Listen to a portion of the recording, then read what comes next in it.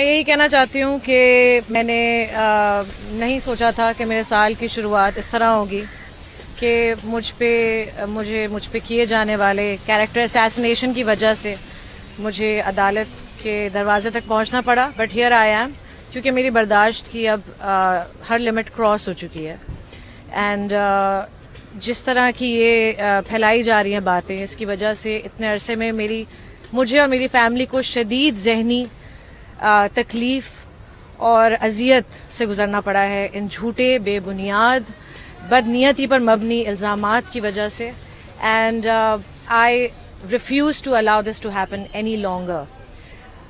دنیا بھر میں آرٹسٹ کی بہت عزت کی جاتی ہے، ان کو عزت دیتے ہیں ان کے لوگ، ان کے کام کو، ان کے اچیومنٹس کو سراہا جاتا ہے.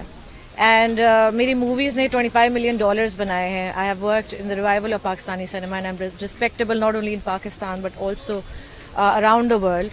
لیکن افسوس سے کہنا یہ پڑ رہا ہے کہ سوشل میڈیا پہ کچھ ایسے سکھ مینٹیلٹی کے لوگ موجود ہیں جنہوں نے یہ اپنی ایک فیوریٹ ہابی بنا لیا آرٹسٹ کو، to put them down in the worst possible ways.